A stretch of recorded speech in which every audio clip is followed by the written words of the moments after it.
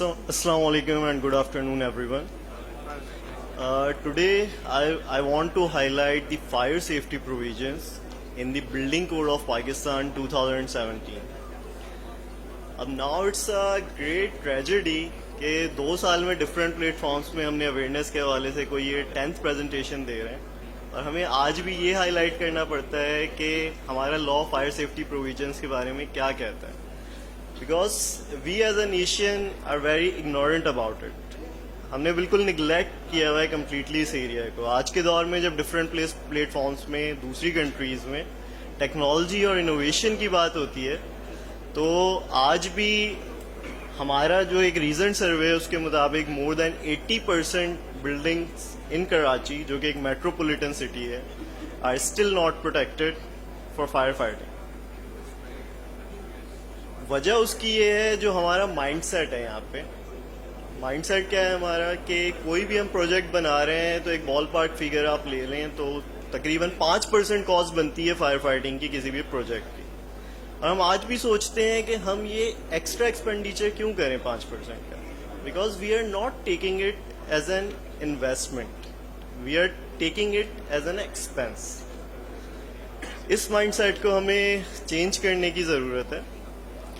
अगर हम last 2 years में कुछ बड़े फायर इंसिडेंट्स की बात करें तो यहाँ पे जेल चौरंगी के ऊपर चेस का फायर इंसिडेंट, महरान टाउन के ऊपर फैक्ट्री के अंदर फायर इंसिडेंट हुआ. उसके अलावा कोऑपरेटिव मार्केट की फायर मार्केट्स की मैं बात करूँ तो रिसेंटली सेंटोरस का फायर इंसिडेंट. ये सारे इंसिडेंट ये हाईलाइट करते हैं कि एक के बाद एक हम बार बार वो इंसिडेंट्स फेस कर रहे हैं लेकिन हमने कोई रेक्टिफिकेशन के मेजर्स आज तक नहीं लिए. अगर हम पैरेलल्स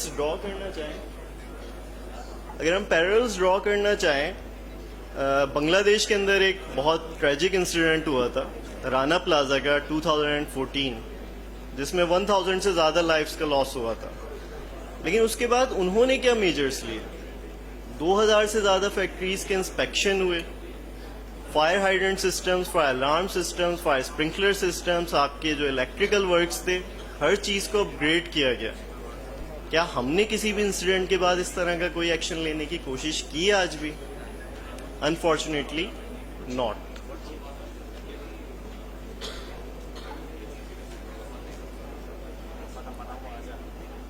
अच्छा, यहाँ पे किसी को अंदाजा है कि पाकिस्तान में हर साल फायर से लॉसेस होते हैं, उनका फिगर्स कितना है?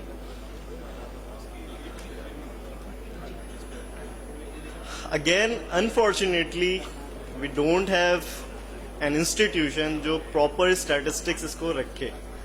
डॉन ने एक रिपोर्ट पब्लिश की थी अपने तौर पे ये फिगर्स जमा करके 2018 और उस रिपोर्ट के मुताबिक 400 अरब रुपए का हर साल नुकसान होता है पाकिस्तान में अगर आप in terms of monetary loss की बात करें.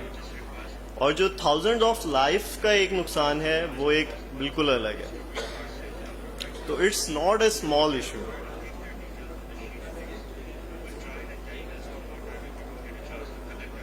ये डॉन की रिपोर्ट थी. 537 से ज़्यादा इंसिडेंट्स फायर के रिपोर्ट होते हैं हर साल. अच्छा, उस वक्त हमारे पास सिर्फ 22 फायर टेंडर्स थे. अब खैर हमारे पास फायर टेंडर्स और आ गए, लेकिन क्या हमारे पास इंफ्रास्ट्रक्चर है उनको ऑपरेट करने का? क्या हमारे रोड्स की ये हालत है कि फायर टेंडर 5 to 8 मिनट्स के अंदर पहुंच सके किसी भी इंसिडेंट की सूरत में? क्या उसको ऑपरेट करने के लिए हमारी फायर ब्रिगेड के पास वो स्टाफ मौजूद है? Unfortunately not.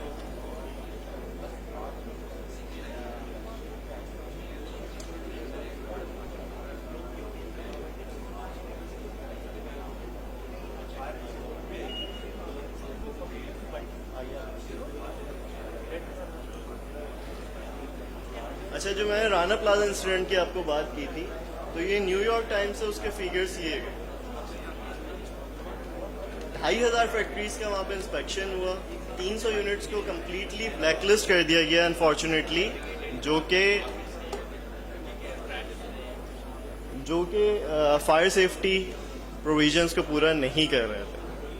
हमें भी इन्हीं ड्रास्टिक मेजर्स की ज़रूरत है.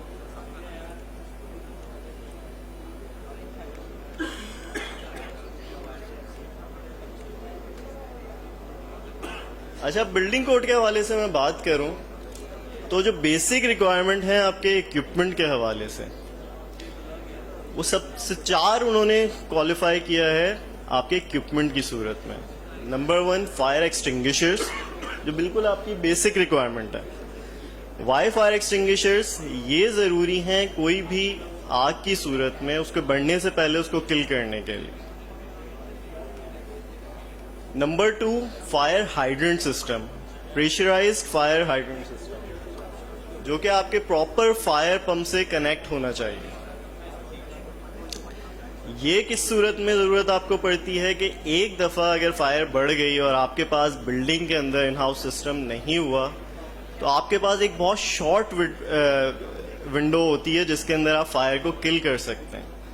हमने जितने भी बड़े फायर इंसिडेंट्स का पीछे जिक्र किया, वहाँ पे क्या हुआ, जब तक फायर ब्रिगेड पहुंची, फायर इतनी ज़्यादा स्प्रेड हो चुकी होती है कि उसको बुझाना एक तरह से नामुमकिन हो जाता है। फिर वो जल के ही आग बुझ रही होती है, अपना पूरा फ्यूल बर्न करके, आप उसको नहीं बुझा रहे होते, और जो लॉस होना होता है वो हो चुका होता है तब तक।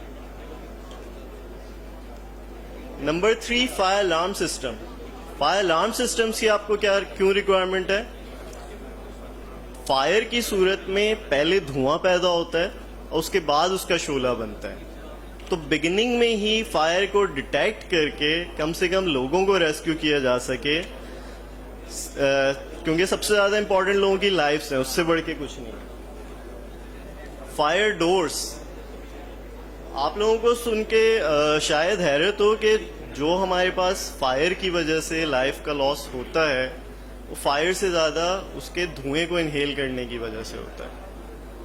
तो फायर डोर्स का बेसिक मकसद यही होता है, फायर को एक जगह कंटेन करना, धुएं को स्प्रेड नहीं होने देना दूसरी जगह। अच्छा, ये जो मैंने आपको बताई 4 बेसिक रिक्वायरमेंट्स हैं इक्विपमेंट की, जो हर बिल्डिंग में होनी चाहिए, चाहे वो कोई घर हो, कोई रेजिडेंशियल बिल्डिंग हो, कोई कमर्शियल बिल्डिंग हो, कोई आपकी फैक्ट्री हो। ये हमारे लॉ के अंदर मेंशन है, अनफॉर्चुनेटली जो फॉलो नहीं होता। एक 5वीं चीज है स्प्रिंकलर सिस्टम की, जो मैं आगे आपको बताता हूं, लेकिन अभी मैं आपसे वो रिक्वायरमेंट शेयर कर रहा हूं जो हर जगह होना जरूरी है। जी,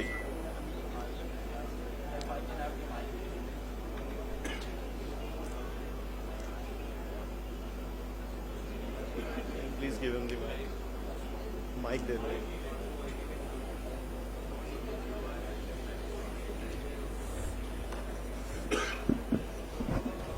हेलो जी, अस्सलाम वालेकुम। मेरा क्वेश्चन ये है कि ठीक है, हम सिस्टम्स की बात कर रहे हैं, जितने भी रेजिडेंट्स हैं, जो एम्प्लॉयज़ हैं, जो काम करते हैं, उनको भी बेसिक फायर ट्रेनिंग देना बहुत ज़रूरी है, जो कि कंपनीज में आई हैव नॉट सीन कि दी जा रही हो।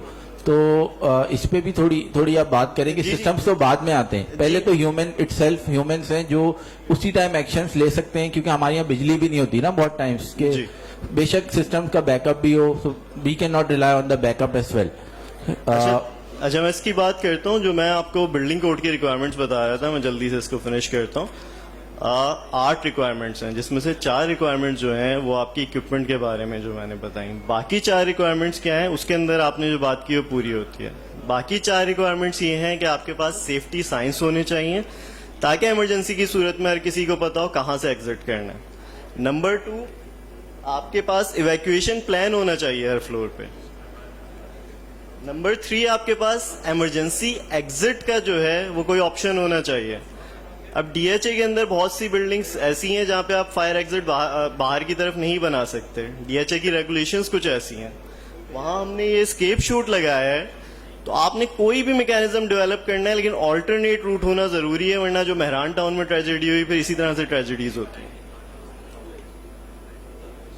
उसके अलावा ट्रेनिंग्स जो आप बात कर रहे थे, तो वहां पे हमारी ट्रेनिंग्स की, जो आपने बिल्डिंग के अंदर से ही फायर वार्डन्स लेने हैं, अपने स्टाफ को ट्रेनिंग देनी है कि जो इक्विपमेंट लगा हुआ है उसको किस तरह से यूज करना है और लोगों को किस तरीके से एस्केप कराना है। तो यहाँ पे आपकी ट्रेनिंग की रिक्वायरमेंट पूरी हो जाती है।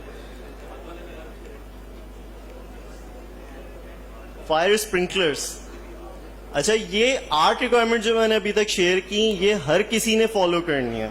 फायर स्प्रिंकलर्स की रिक्वायरमेंट आपकी कहाँ आती है? जहां आपकी बिल्डिंग 4 फ्लोर या उससे ज्यादा हो, या उसका कवर्ड एरिया 12,000 स्क्वायर फीट से ज्यादा हो, ये आपका लॉ कहता है। ये आपकी 5वीं इक्विपमेंट की रिक्वायरमेंट आ जाती है। तो ये आपने हर सूरत में फॉलो करना है बिल्डिंग कोड ऑफ पाकिस्तान।